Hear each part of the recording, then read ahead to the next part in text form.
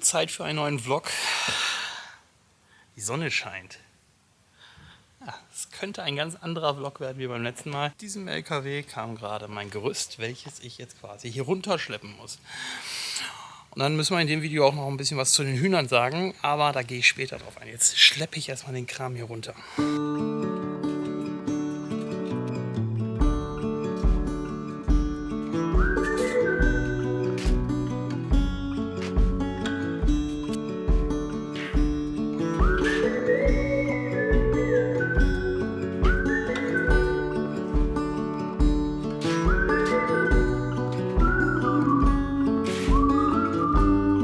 Das hat jetzt gar keinen Spaß gemacht. 950 Kilo mal eben von da oben hier runter und halbwegs auch geordnet hinzustapeln. Was ich jetzt machen muss, ist, muss jetzt Dachrinnen bestellen und das hätte ich jetzt nicht gedacht. Dachrinnen dauern wohl 2 Wochen zur Lieferung. Deswegen muss ich mal gucken. Ich habe das jetzt erstmal alles super zur Seite geräumt, dass es mir nicht im Weg liegt. Aber vielleicht gibt es eine Möglichkeit, dass die Dachrinnen doch schneller geliefert werden. Das heißt, wir kommen jetzt erstmal hier nicht weiter, aber ich nehme euch jetzt mal kurz mit in den Hühnerstall, denn wir haben Nachwuchs. Und ich muss etwas für den Nachwuchs bauen. So, darunter befindet sich ein Küken. Man sieht es leider gerade nicht, aber das kann nicht so bleiben. Das Küken ist gestern geschlüpft und in den nächsten 1-2 Tagen fängt es an zu fressen und zu trinken. Und man kann in die Nester ja kein Futtertrog oder ja, Getränketrog reinstellen. Deswegen muss ich eine Art Kleinkäfig, wo das Kleine geschützt ist, bauen, wo wir auch dann Essen und Trinken hinstellen können. Das werde ich gleich machen. Dafür werde ich alte Schrankwände und Schranktüren nehmen, glaube ich. Das Ganze dann schön aushöhlen und ich habe noch ein bisschen Kleintierkäfig da und das sollte dann erstmal reichen. So, ich hänge hier gerade zwischen 2-3 Projekten, aber wir müssen ein bisschen priorisieren, denn heute Morgen ist das kleine Küken aus dem Nest gehüpft und wird es alleine nicht mehr zurückschaffen. Das heißt, ich muss etwas bauen, wo es sich dann abends wieder verkriechen kann mit der Mutti. Das heißt, ich baue so eine Art, ja, so ein Kasten, so eine Art Katzenklo. Und dafür habe ich hier noch alte Regalbretter von einem unserer älteren Schränke. Und das ist einfach nur furniert und nehme ich das als Bodenplatte, einen kleinen Rahmen drumherum, vorne der ein bisschen ausgespart, weil damit das Küken rein und raus hüpfen kann. Und dann stelle ich das auf den Boden und dann weiß das Küken, dass es sich nachts darin zurückziehen kann. Keine Ahnung, ob Küken so denken, aber ich denke jetzt einfach mal so. So, ich schneide jetzt erstmal, wie viel Zentimeter nehmen wir? Wir machen einfach einen 20 cm Rahmen vorne und wie gesagt, hinten und vorne sparen wir das ein bisschen aus. Aber jetzt machen wir erstmal 20 cm, nehmen wir mal erstmal zur Seite weg. Gut!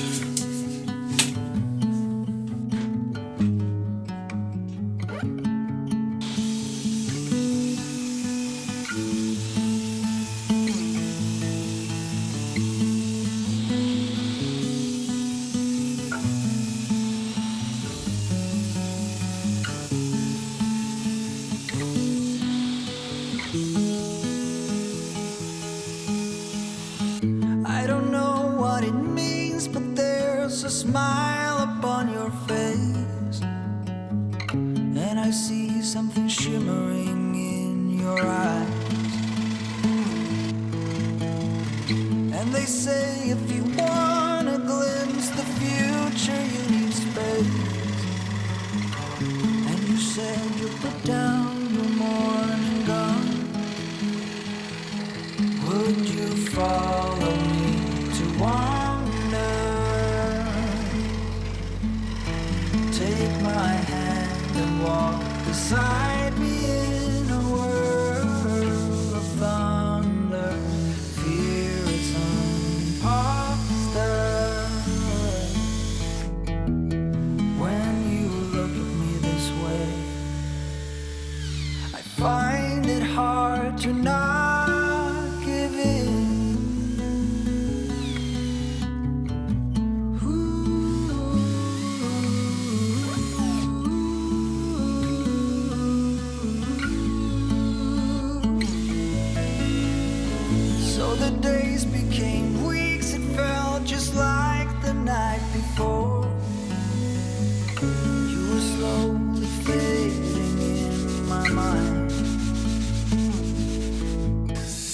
So, das war's schon. Ganz schnell mal zusammengezimmert. Kein großes Hexenwerk, auch hier und da.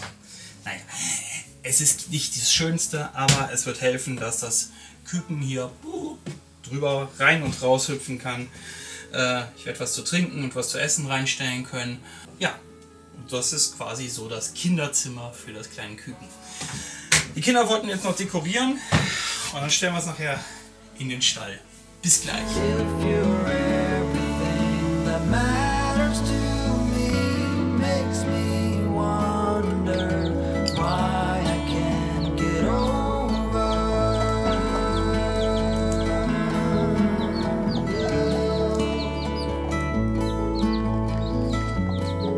So, wieder mal eine schöne Gemeinschaftsproduktion von meiner Familie und mir. Und zwar haben wir jetzt hier das kleine Nestchen. Das Schild hat noch meine Tochter gemacht. Der Kükengarten. Leider gibt es nur ein Kind im Kükengarten. So, da hinten sind sie erstmal in der Ecke. Ich hoffe, sie werden es annehmen. Wir haben extra so Kükenfutter besorgt. Nur ganz wenig Wasser reingetan, weil es ist wohl so, dass Küken da drin, wenn zu viel Wasser drin ist, drin ertrinken können in den ersten Tagen. Deswegen lieber ein bisschen häufiger und dann ein bisschen weniger rein. Und ja, jetzt lasse ich die beiden erstmal in Ruhe, können sich das angucken und ja, jetzt mache ich mit irgendwelchen anderen Sachen weiter. So, eigentlich war der Plan, jetzt ein bisschen Gartenarbeit zu machen, aber die Motorsense springt nicht an. Das ist natürlich eigentlich ein großes Glück, weil ich keinen Bock auf Gartenarbeit habe. Deswegen wird jetzt an diese Wand ein Gerüst gebaut, weil ich werde in Kürze da oben arbeiten. So, das Gerüst ist ja geliefert worden, jetzt baue ich es auf. Ich habe mir eben kurz ein YouTube-Video angeschaut, 4 Minuten vom NDR. Ich glaube, das kriege ich hin.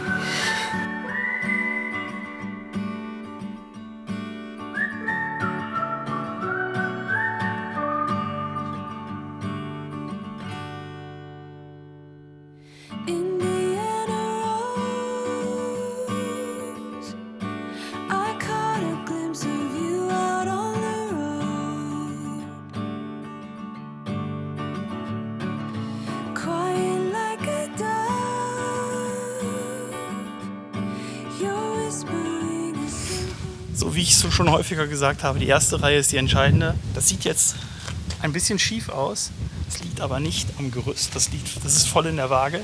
Das liegt daran, das Fachwerk einfach immer. Warte hier. Das Fachwerk ist einfach schepp. Ja, aber woran man sich orientieren, kleiner Trick. Man soll sich immer an den Fugen wenn man jetzt Backstein hat, an den Fugen vom Backstein oder an den Fugen, wie in meinem Fall, an der Holzschalung orientieren. Dann kann man es am Ende auf den Maurer oder auf den Zimmermann schieben. In dem Fall war ich der Zimmermann. Aber ich habe das natürlich 1A gemacht.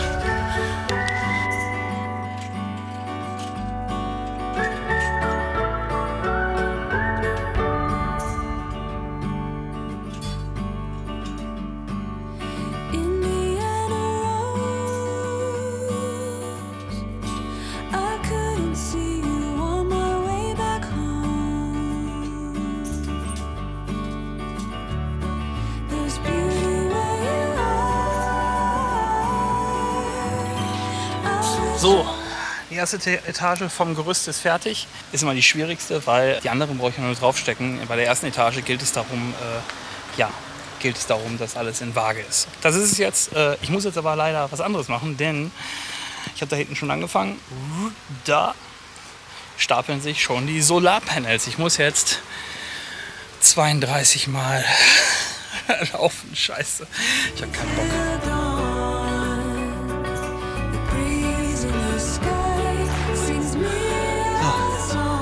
Die Hälfte, also 18 mal 20 Kilo sind unten. Ich kann nicht mehr. Aber ich muss noch ein bisschen. Da muss noch mal. Auf geht's.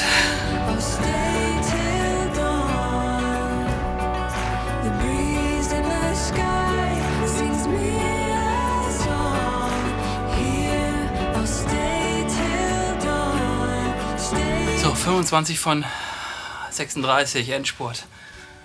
nochmal ein Drittel.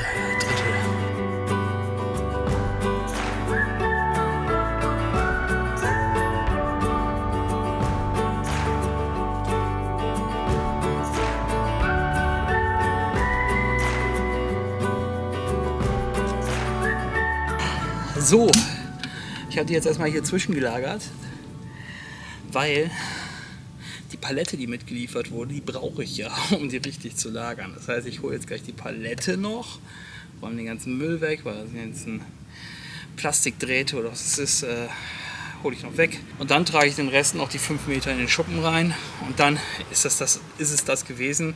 Und dann gucke ich mal, ob ich das Gerüst noch weiterbauen kann. Mal sehen. Es brennt alles. Hey, ich weiß nicht, ob man das hier sieht. Ich weiß nicht, ob ich mich anstelle oder ob das einfach... Ich rede mit der Kamera, ich rede nicht mit mir selber. Kinder. So. Keine Ahnung, ob ich mich anstelle, aber das hat ganz... So kann ich nicht arbeiten. So, wir haben eine neue Woche. Die letzte Woche war ziemlich anstrengend mit Gerüstschleppen, mit danach die Panels, die 36 Solarpanels zu schleppen. Und ich muss sagen, also das hat körperlich schon an mir gezerrt. Und jetzt war am Wochenende noch Kindergeburtstag und jetzt ist auch schon wieder Mittag und ich habe noch nichts getan. Also ich versuche jetzt noch das Gerüst die nächsten 2 Tage aufzubauen. Dann kann ich anfangen, die ersten Arbeiten auf dem Dach zu machen. Die Vorbereitung für die Solaranlage. Mal schauen, wie weit ich heute komme. Die erste Reihe steht. Das heißt, ich räume jetzt ein bisschen hier unten auf und werde mich dann langsam hocharbeiten. Mal gucken. Kann sein, dass ich heute nur zum Aufräumen komme und dann halt morgen den Aufbau mache. Das werden wir sehen, aber ja. Ich habe ja grundsätzlich Zeit.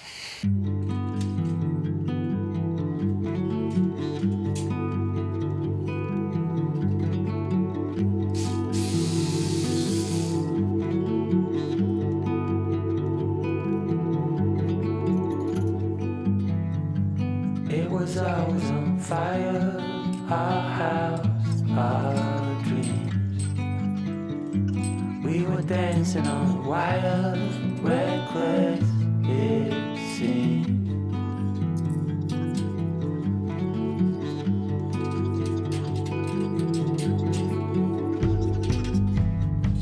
We found holes in these walls, we liked what we saw. Seems so strong until it falls, the final straw. Oh, I never felt like this before. When I was trapped, you showed an open door. So, das erste Glied in der oberen Etage steht. Das erste Glied. Ich mache jetzt einen Cut, Kinder werden gleich abgeholt und morgen früh starte ich mit dem Rest. Ich glaube, das wird relativ schnell gehen. Ich räume jetzt hier meinen ganzen Kram auf und dann geht es morgen weiter. Hoffentlich wieder bei bestem Wetter.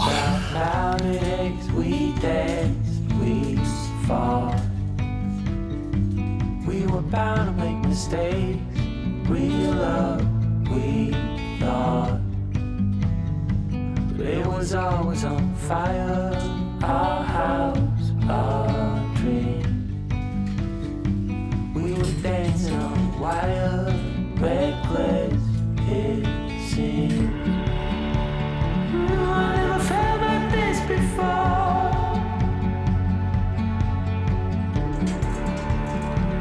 When I was trapped, you showed an open door. I had no reason to complain.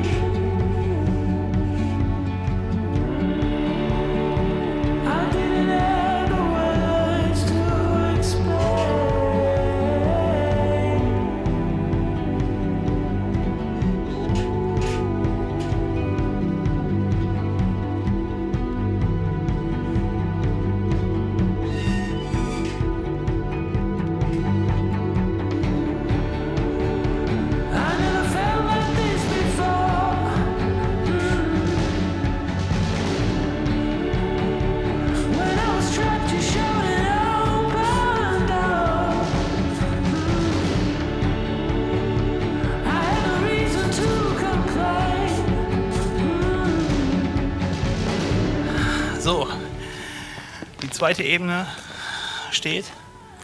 Ich mache jetzt Mittagessen und dann kommt das obere Stück noch. Und dann werde ich mich die nächsten Tage erstmal so ein bisschen rantasten, ein bisschen auf dem Gerüst rumklettern, ein gutes Gefühl dafür kriegen und dann vielleicht zum Ende der Woche starten.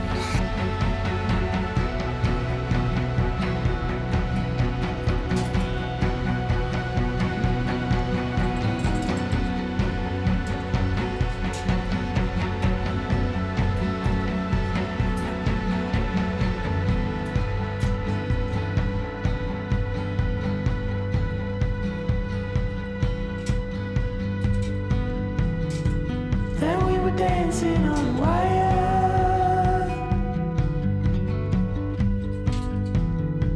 Yeah, we were dancing on a wire.